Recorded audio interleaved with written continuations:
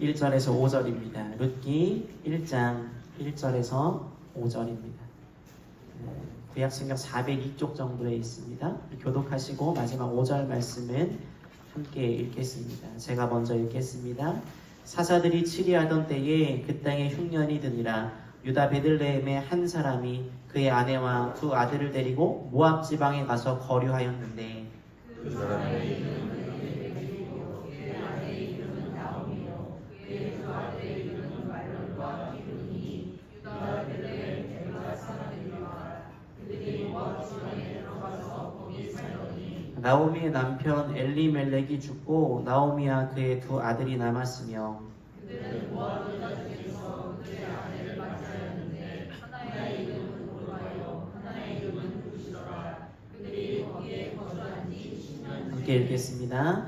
말론과 기럨 두 사람이 다 죽고 그 여인은 두 아들과 남편의 뒤에 남았더라. 아멘. 신앙으로 고백합니다. 주께서 부활하셨습니다. 성령께서 임하십니다.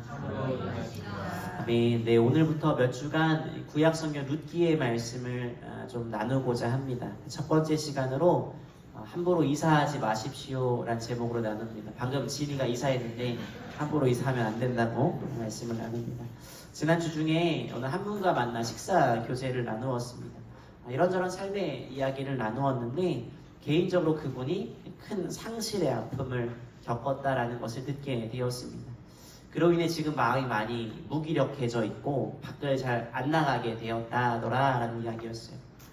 그 대화를 나누는데 문득 삶은 고통의 연속이라는 쇼펜하우어의 말이 떠올랐습니다. 물론 이런 류의 이야기들은 많이 접할 수가 있죠. 예전에 제가 읽었던 책 스캇펫이 쓴 아직도 가야 할 길에서는요, 삶은 문제와 고통의 연속이다라는 대목이 나옵니다. 이런 류의 말을 하는 철학자들은 그에 따른 해답을 이렇게 내어놓아요. 인생의 고통을 가져오는 문제와 피하지 않고 맞서 싸워야 하지만 사람들은 그것을 두려워하며 피한다라고 말이죠. 정면 승부가 아니라 회피를 선택하는 사람의 경향을 엿볼 수 있습니다. 어려움이 찾아오면요, 약에 의존하거나 술과 담배, 도박 등에 매달려서 또는 여러 방법으로 문제를 회피하려 하다 보니 오히려 고통의 문제에 함몰되어 버린다라는 거죠. 저는 이와 꼭 맞는 사람이 오늘 룻기를 통해 나눌 엘리멜렉이라는 생각이 들었습니다. 어느 날 이 엘리멜렉의 집안에 아주 큰 먹구름이 몰려옵니다. 본문 1절을 보시면 그 땅에 흉년이 들었다라고 배경을 설명합니다. 흉년이라는 큰 먹구름이 엘리멜렉과 그 가정을 삼켜버렸습니다. 먹고 사는 문제에서 어려움을 겪습니다. 게다가 그 비극이 이렇게 이어지죠. 3절을 보니까 집안의 가장이었던 엘리멜렉이 죽습니다. 게다가 여기에서 그치지 않습니다. 5절을 보니까 말론과 기럨 그의 두 아들들까지 죽고 말아요. 흉년이 몰려왔고요.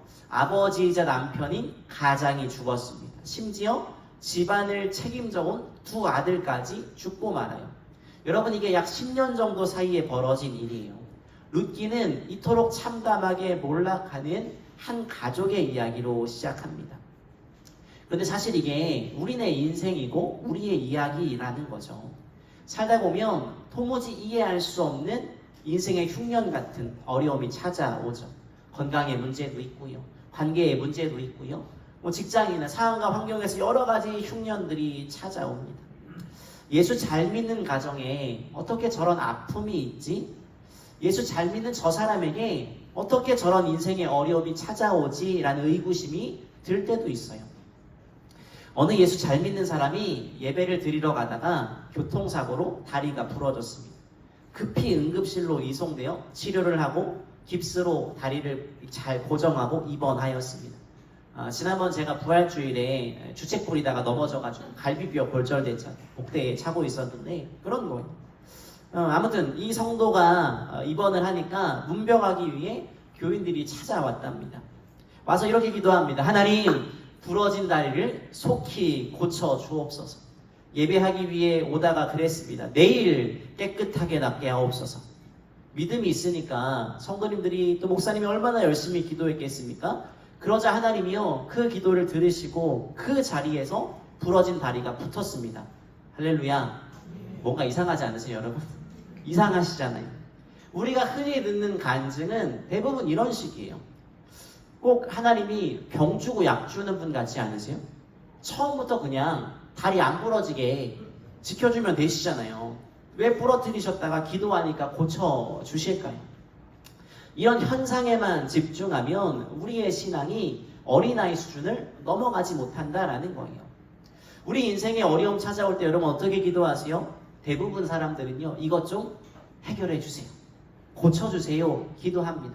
저도 그렇게 기도합니다. 그러나 그 전에 하나님 왜 우리 인생에 이런 아픔이 찾아왔습니까? 제가 무엇을 깨달아야 합니까? 라고 물어보셔야 합니다.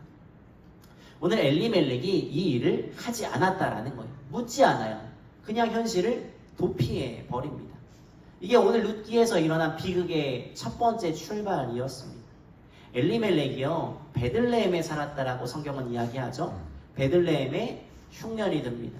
여러분 이게 왜 문제가 되냐면요, 영적으로 볼 때 베들레헴은 흉년이 일어나면 안 되는 곳이에요. 출애굽기 3장 8절을 보시면 이 베들레헴 땅을 묘사하는 말씀이 나옵니다. 세번역 성경으로 제가 읽어드릴게요. 이제 내가 내려가서 이집트 사람의 소나기에서 그들을 구하여 이 땅으로부터 저 아름답고 넓은 땅, 젖과 꿀이 흐르는 땅이라고 묘사하죠. 베들레헴은요 하나님이 약속하신 약속의 땅입니다. 아름답고 넓은 땅입니다. 젖과 꿀이 흐르는 땅이죠. 심지어 다 아시겠지만 베들레헴이라는 이 이름은요 떡집, 빵집이란 뜻이에요. 성경에 나오는 지명은요 그냥 지어진 게 아니에요. 반드시 이유가 있어요. 당시 베들레헴은 보리나 올리브, 아몬드나 포도 같은 농산물이 풍부하고 풍요로운 땅입니다. 거기에 바로 흉년이 든 거예요. 요즘으로 굳이 비유해 보자면 강남 한복판에 돈이 말랐다라는 거예요. 다른 곳이면 몰라도 베들레헴은 흉년이 들면 안 돼요. 물론 성경에 왜 베들레헴에 흉년이 들었는가 그 이유에 대한 언급은 없습니다. 그러나 일반적으로 성경에서 기근은요, 가뭄은, 흉년은요 하나님의 심판 중에 하나였어요. 그러니까 엘리멜렉이 흉년을 만났을 때 그냥 가버릴 게 아니라 멈추어 서서 물어보았어야 돼요. 도대체 왜 이런 일이 생겼습니까? 왜 축복의 땅, 젖과 꿀이 흐르는 약속의 땅 베들레헴에 흉년이 왔습니까? 라고 물었어야 합니다. 사진 하나 보여드릴까요? 주중에 저희 아이들과 인천대공원을 잠시 다녀왔습니다. 저녁에 잠시 산책하고 간식 하나 까먹으면 참 아이들이 좋아해요. 공원이 근처에 있으니까 좋더라고요. 근데 이 크림이 들어있는 조그만 롤케이크를 먹는데 문제가 생겼습니다. 저희 첫째 아이가 자꾸 이상하다 그러는 거예요. 여러분 이상한 점 찾으시겠어요? 뭐예요? 정확하세요. 아이가 이상하게 생각한 건 겉포장지에 그려진 저 그림에는 크림이 엄청 많은데 실제로 깠더니 크림이 있어요? 없어요? 없는 거예요. 분노합니다. 과대 광고라는 거죠. 귀엽지 않으세요 여러분? 남의 집 애라고. 여러분 뭔가 이상한 상황이면 물어야 돼요. 그런데 엘리멜렉이 묻지 않아요. 베들레헴에 왜 흉년이 들었죠? 라고 물었어야 되는데 묻지 않아요. 사실 룻기의 저자는 이 흉년의 배경, 이유를 정확하게 알려주고 있어요. 1절 앞을 보시기 바랍니다. 누가 치리하던 시대라고요? 사사들이 치리하던 시대라. 여러분 이게 정답입니다. 베들레헴에 흉년이 든 것은 사사들이 치리하던 시대, 곧 사사시대를 의미하죠. 이때는 한마디로 타락의 시대였습니다. 일전에 설교했던 것처럼 하나님을 알지 못하는 세대가 일어났습니다. 상상을 초월하는 성적 타락과 도덕적인 타락이 있었습니다. 무엇보다 하나님 믿는 신앙을 저버린 사람들이 가득했어요. 이 사사시대를 한마디로 표현하는 구절, 사사기 맨 마지막에 나오죠. 그때에 이스라엘의 왕이 없으므로 사람이 각기 자기 소견에 옳은 대로 행하였더라 라고 말하죠. 사사기의 저자는 사사시대를 한마디로 정리합니다. 왕이 없던 시대, 사람들이 지들 마음대로 하던 시대라고 말이죠. 영적으로 혼미하고 타락한 시대, 바로 이때에 베들레헴의 흉년이 임했다라는 거예요. 자, 여러분 이제 답이 나오지 않으십니까? 흉년이 왜 왔습니까? 그것은요, 당시 타락한 이스라엘 백성들을 징계하시기 위한 하나님의 의도였다라는 거예요. 다시요. 당시 타락한 이스라엘 백성들을 징계하시기 위한 하나님의 의도였다라는 거예요. 그러니까 엘리멜렉은 이 문제, 흉년의 문제를 가지고 하나님 앞에 나아갔어야 합니다. 씨름하면서 고난을 통해 무엇을 깨닫게 하실지 살폈어야 합니다. 그런데 그러기 싫어서 그냥 도망쳐버려요. 이 떡집, 젖과 꿀이 흐르는 축복의 땅에 왜 이런 일이 벌어졌습니까? 왜 흉년이 찾아왔습니까? 물었어야 하는데 그러지 않았다라는 거예요. 하나님은 이 고통, 흉년을 통해서 말씀하시고자 하는 메시지가 있으셨어요. 근데 여러분 이게 우리에게도 마찬가지라는 거예요. 그렇기 때문에 아픔과 고통의 문제가 찾아오면 그 문제를 가지고 하나님 앞에 나아가서 씨름해야 합니다. 전도서 7장은 이렇게 말하죠. 좋은 때에는 기뻐하고 어려운 때에는 생각하여라. 하나님은 좋은 때도 있게 하시고 나쁜 때도 있게 하신다. 그러기에 사람은 제 앞일을 알지 못한다라고 말해요. 여러분 우리의 인생에 좋은 날도 있고 나쁜 날도 있잖아요. 앞날을 알 수 있어요? 없어요? 없어요. 그런데 우리는 눈앞의 문제만 가지고 언제 내 상황이 좋아질까 여기에만 관심이 있어요. 하나님이 우리 장래일을 헤아려 알지 못하게 하셨는데도 불구하고 사람은 그렇게 알고 싶어해요. 그래서 틈만 나면 누구에게 예언의 은사가 있다더라, 기가 막히게 맞춘다더라 하면서 찾아가요. 찾아가 본 적 없으세요, 여러분? 기도원 같은 데 가면 이렇게 하라고 하잖아요. 저는 꼭 기도원에 가서 너는 목사가 돼야 돼. 이 음성을 되게 듣고 싶었거든요. 한 번도 안 들려주시더라고요. 하나님이 알지 못하게 하신 것을 알기 위해 사람들이 애를 쓰며 살아가요. 우리가 할 일은 다만 좋은 날이 오면 기뻐하고 감사하고 즐거워하는 것. 그리고 반대로 나쁜 날, 흉년과 고난이 찾아오면 깊이 들여다보는 것. 하나님이 지금 무슨 말씀을 주시고자 하는 건가 점검하는 거예요. 그래서 C.S. 루이스라는 아주 유명한 사람이 이렇게 말했어요. 고통은 귀먹은 세상을 깨우기 위한 하나님의 확성기, 메가폰이다 라고 말해요. 하나님이 확성기를 들고 크게 소리치신대요. 바른 길을 걷도록 안내해 주신대요. 그래서 시편 119편의 기자는 이렇게 말합니다. 고난 당하기 전에는 내가 그릇 행하였더니 이제는 주의 말씀을 지키나이다 라고 말해요. 고난 안에 담긴 하나님의 뜻을 발견해야 합니다. 무엇라 말씀하시는지 물어야 합니다. 그런데 엘리멜렉이 어떻게 하죠? 묻지 않아요. 그냥 도망쳐요. 모압 지방으로 도망쳐 버립니다. 눈앞에 펼쳐진 흉년이라는 그 현실을 도피하기 위해 도망쳐 버려요. 어떤 분들은 이렇게 말씀하실 거예요. 아니, 가장이잖아요. 엘리멜렉이 가장이니까 흉년도 들었고 생계를 해결하기 위해 온 가족 데리고 갈 수 있죠. 여러분 사실요, 이주 자체에는 큰 의미가 없어요. 어떻게 하든 살아보려고, 먹고 살려고 잠시 이주한 것뿐이에요. 누구를 탓할 것이 없습니다. 제 아버지 얘기 좀 드려볼까 하는데요. 저희 아버지는 본래 인천분이세요. 그것도 송도에 사셨대요. 어릴 때 그 소래포구에서 놀았던, 아무것도 없을 때 막 이렇게 헤엄치고 다녔던 이야기도 해주셨는데, 그래서 제가 어릴 때 인천에 있는 친척들을 만나러 왔던 기억들이 있습니다. 지금도 여전히 인천에 살고 계세요. 원래 아버지가 송도 인천분이셨는데 당시만 해도 먹고 사는 게 막막하니까 집에 있는 것들을 다 정리해서 아래로 내려오신 거예요. 뭐 조그만 땅도 팔고 이렇게 내려오셨대요. 내려가다 아산 정도에 왔는데 아산이 쌀이 또 맛있거든요. 그래서 여기만 돼도 농사 짓고 살겠다, 또 이것저것 하기 좋겠다 해서 머무르게 되셨고 터를 잡으신 거예요. 방금 말씀드린 것처럼 본가 친척들은 여전히 그쪽에 살고 계세요. 문제는 아버지가 그냥 거기 계셨으면 땅값도 좀 오르고 송도 지금 괜찮잖아요, 여러분. 아버지가 왜 그러셨을까요? 웃자고 한 얘기입니다, 여러분. 먹고 살기 위해 옮겨가는 건 누가 뭐라고 하겠습니까? 그런데 아무리 다급해도 가선 안 되는 곳이 있어요. 엘리멜렉이 흉년을 피해 어디로 도망하죠? 여러분 어디로 도망합니까? 모압으로 도망해요. 모압 지방으로 도망쳐요. 이 모압 지방만은 하나님 백성이 절대로 가면 안 되는 곳이었어요.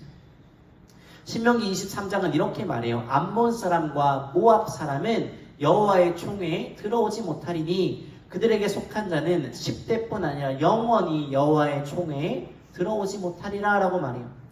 모세의 법을 볼 때 하나님은요, 이스라엘 백성들이 모압 백성과 상종하는 것을 원하지 않으셨어요.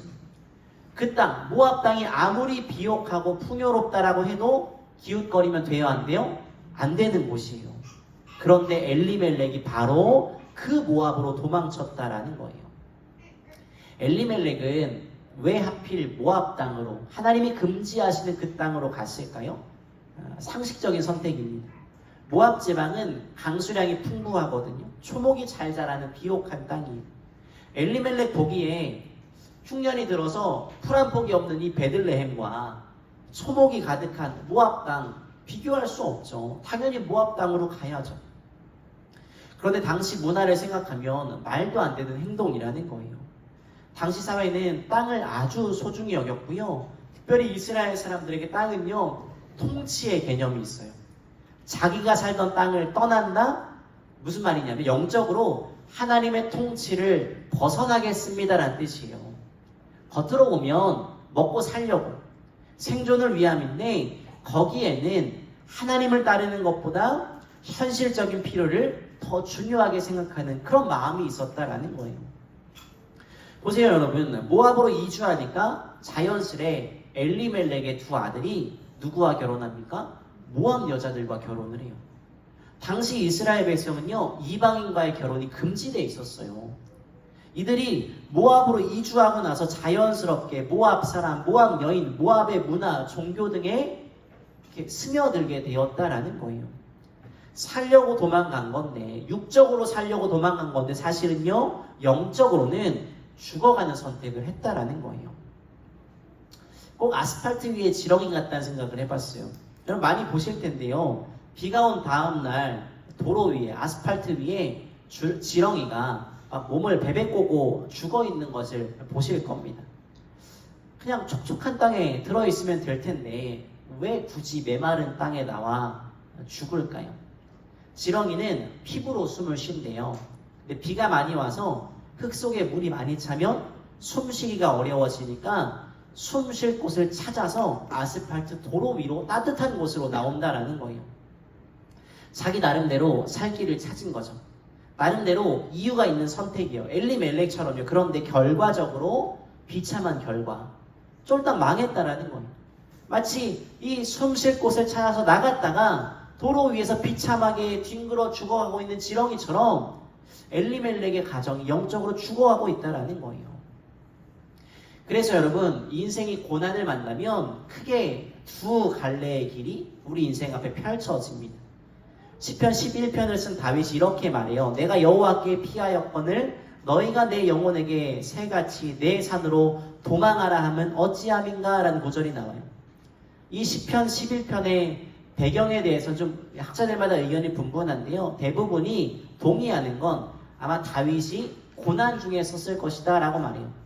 그러니까 인생의 절망적인 흉년을 만났다라는 거예요. 다윗이 그때 어떻게 대처합니까? 여호와께 피하였다라고 말해요. 인생의 고난을 만나면 두 갈래 길이 펼쳐진다고 방금 말씀드렸죠. 하나는요, 다윗이 선택한 하나님께 피하는 길이에요. 그리고 또 다른 하나는요, 세상 사람들이 권하는 새처럼 날렵하게 산으로 도망하는 길, 엘리멜렉이 모압으로 도망한 길, 그 길이라는 거예요. 세상은 우리에게 하나님을 찾지 말래요. 우리 방식대로 살 길을 찾아 도로로 나가고 모압으로 가라고 말해요. 그런데 다윗은요, 나는 하나님께 피하겠습니다 고백하고 있는 거예요. 엘리멜렉이 바로 이 부분에서 실패했던 거예요. 자기 방식대로 잘 살아보겠다고 모압으로 피해갔죠. 그런데 그게 결국 자기 자신은 물론이고 자기 아내, 자기의 두 아들에게도 인생의 흉년을 경험하게 만드는 크나큰 비극을 초래했다라는 거예요. 여러분, 엘리멜렉의 이름의 뜻이 재밌는데요. 나의 하나님은 왕이시다라는 뜻이에요. 당신은 이 아들의 이름에서 아버지의 신앙이 표현되거든요. 그런 점에서 볼 때 엘리멜렉은 하나님 신앙, 신앙의 유업을 물려받은 인물임에 틀림이 없다라는 거예요. 그런데 하나님은 나의 왕이시다 고백하는 이 엘리멜렉이 영적인 선택이 아니라 육적인 선택을 했다라는 거예요. 잘못된 결정을 내렸다라는 거예요. 만약에 룻기의 이야기가 여기에서만 끝났다면 비극이죠. 배드 엔딩입니다. 그런데 룻기의 이야기가 은혜가 되는 이유가 무엇입니까? 읽어보셨지만 도로에 널브러진 지렁이 같은 존재, 나름대로 머리를 썼지만 모압으로 가서 인생의 흉년을 제대로 맞이하고 있는 엘리멜렉과 그의 가정이었지만 하나님이요 그 가정을 위해 또 다른 은혜를 준비해 놓으셨다라는 거예요. 완전히 잘못된 판단으로 실패하고 몰락해버린 이 인생에게 주님이 어떻게 일하시는지 그분의 일하심, 자비하심, 헤세드가 룻기를 구성하는 다른 이야기라는 거예요. 그러니까 우리가 주목해야 하는 것은요, 이같이 놀라운 은혜가 인생의 흉년 중에 있는 엘리멜렉 가문에게 임했다라는 사실이에요. 그래서 룻기는요, 흉년이 끝이 아니라 반전의 이야기를 담고 있는 책이에요. 다시요, 룻기는요, 흉년이 아니라 반전의 이야기를 담고 있는 책이에요. 진짜 왕이 계시는데 스스로가 왕이 되어 살아갑니다. 혼미하고 절망적인 사사시대를 살았죠. 이 엘리멜렉인데요, 이 엘리멜렉의 가문을 통해 다윗이 등장하고요, 예수 그리스도로 계보가 이어집니다. 망했다라고 생각했는데 기가 막힌 하나님의 반전이 있다라는 거예요. 그리고 여러분, 그 기가 막힌 은혜의 반전을 일으키시는 주님이요, 오늘 저와 여러분이 믿는 하나님이신 줄 믿으시기 바랍니다. 아멘. 아까 제가 지렁이 이야기 잠깐 드렸어요. 저는 제 인생이 꼭 지렁이 같더라고요. 살기를 찾아 헤매입니다. 제 스스로의 결정과 판단이 옳지 못함을 알고 있음에도 그렇게 살아가요. 여러분, 저만 그런가요? 우리 이렇게 연약하다라는 거예요. 엉뚱한 걸음을 선택할 때가 있다라는 거예요. 그런데 그런 지렁이 같은 존재, 초라한 인생을 위해 생명을 내어주신 분이 계십니다. 우리를 회복시켜주시는 반전의 주님이 계시다라는 거예요. 그러니까 흙먼지를 뒤집어 쓴 채 도로 위에 죽어가고 있는 이 지렁이같이 실패한 인생, 인생의 흉년을 만나 자기 마음대로 모압 땅을 향해 가며 어찌할 바 모르는 인생, 여러분 이제 어떻게 해야 됩니까? 베들레헴으로 돌아가야 합니다. 은혜의 떡집, 우리 하나님께로 돌아가야 될 줄 여러분 믿으시기 바랍니다. 혹시 여러분의 삶 가운데 육적인 흉년과 영적인 가뭄이 찾아오셨습니까? 건강을 잃으셨거나 건강의 문제로 아파하는 가족들을 돌보고 계십니까? 과거에 대한 어떤 잘못, 언행의 잘못으로 인해, 선택의 잘못으로 인해 절망하며 후회하고 계십니까? 부부 사이에, 자녀 사이에 문제가 있으십니까? 우리 인생에는 이해할 수 없는 흉년이 찾아옵니다. 그때 물어야 합니다. 그리고 베들레헴으로 돌아가야 합니다. 주님께 돌아가야 합니다. 흉년 속에 있는 인생을 다시 돌보실 그 주님의 은혜를 사모하시기 바랍니다. 혹시나 지금 당장 인생의 흉년이 없다 해도 영적으로 늘 바른 길을 걷기 위해 주님을 바라보시는 우리 모두가 되기를 바랍니다. 그럴 때 룻기 속에서 반전을 보이신 하나님이 우리 인생에도 역사하실 것입니다. 룻기의 말씀을 시작합니다. 말씀 하나하나 나누면서 하나님이 우리 인생에 어떻게 일하시는지 함께 보기 원합니다. 그리고 그 하나님 은혜가 우리의 삶 가운데 가득하기를 간절히 소망하며 축복합니다. 특별히 6월 한 달 되었습니다. 6월 한 달 이 반전의 하나님 붙들고 믿음으로 승리하는 우리 별빛교회 모든 성도님들 되시기를 주님의 이름으로 축복합니다. 아멘. 함께 찬양하겠습니다. 은혜로다 함께 찬양하면서 기도하도록 하겠습니다.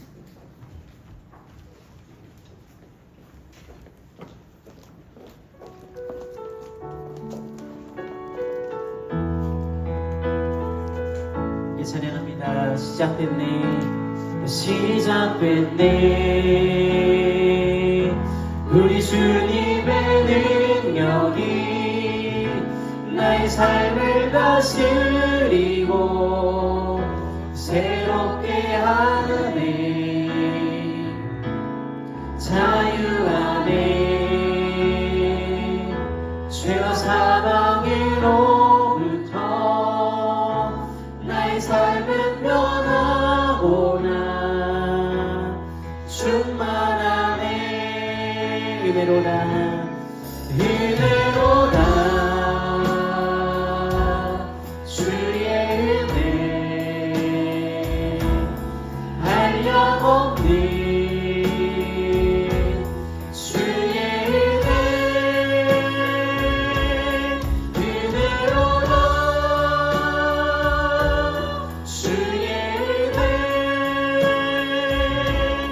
변함없는 신실하신 주의 은혜 은혜로다 은혜로다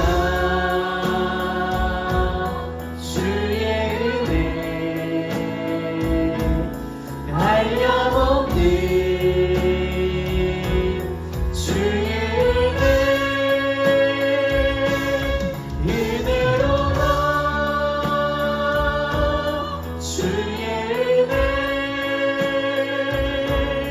변함없는 신실하신 주. 한 번 더 고백합니다. 은혜로다 은혜로다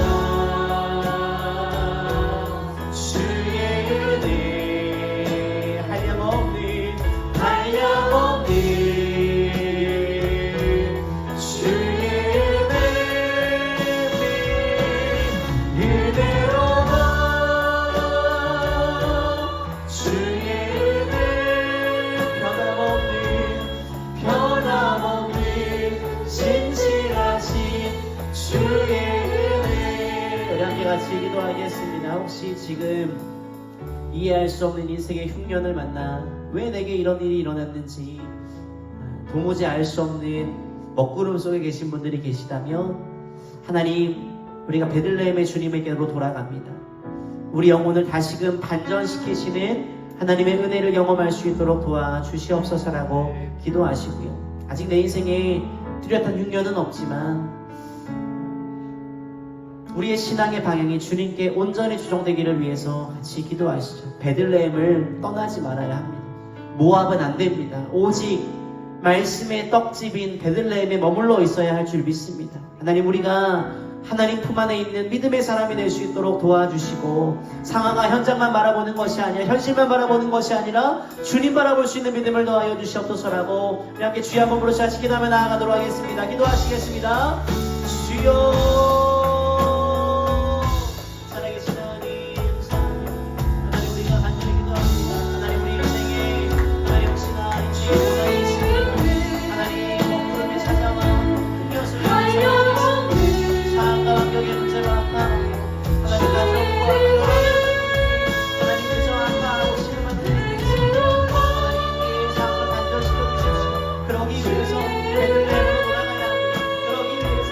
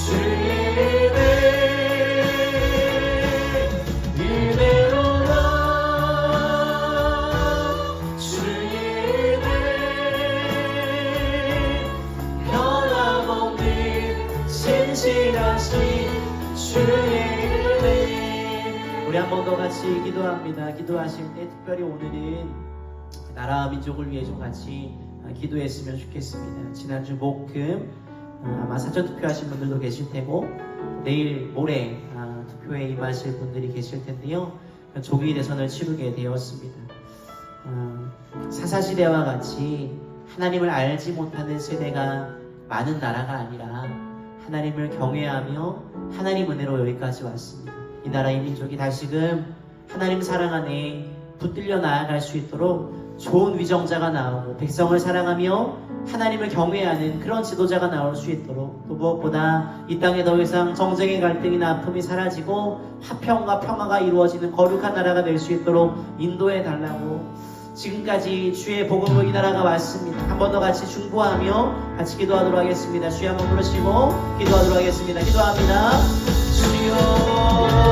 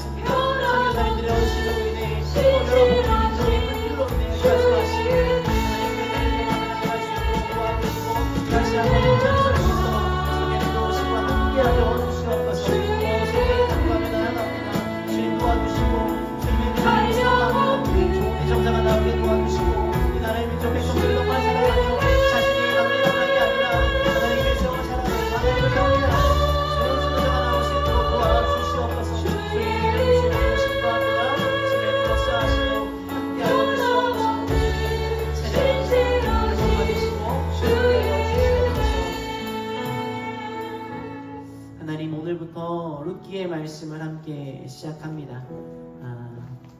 어두운 먹구름 인생의 흉년을 만난 엘리멜렉이 하지 말아야 될 선택을 하였습니다. 당장 눈앞에 있는 현실이 급급하여 영적으로 죽어가는지도 모르고 엉뚱한 선택을 하였습니다. 하나님, 오늘 우리의 모습은 어떻습니까? 베들레헴의 말씀의 양식이 있는 주님 곁에 잘 붙어있는 인생인지, 아니면 그냥 순간의 판단, 나의 만족과 유익만을 위해 살아가는 그런 인생인지 다시금 돌아봅니다. 하나님, 우리가 주님을 떠나지 않기를 소망합니다. 베들레헴을 떠나지 않고 말씀의 양식을 먹으며 영적인 은혜를 공급받으며 오직 주님만 바라보고 살아가는 복된 믿음의 사람들이 될 수 있도록 도와주시옵소서. 그래도 이 말씀이 소망이 되는 것은 소망 없는 엘리멜렉의 인생, 그 가정에 찾아오셔서 반전을 일으키셨습니다.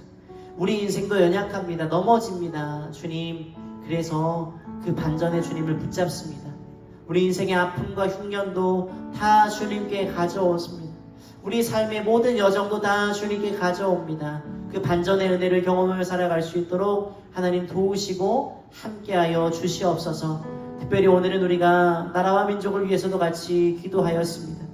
하나님, 이 나라의 민족이 마치 사사시대와 같습니다.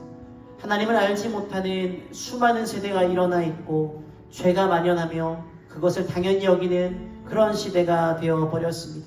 하나님, 이제 올바른 믿음의 사람이 세워질 수 있도록 도와주시옵소서.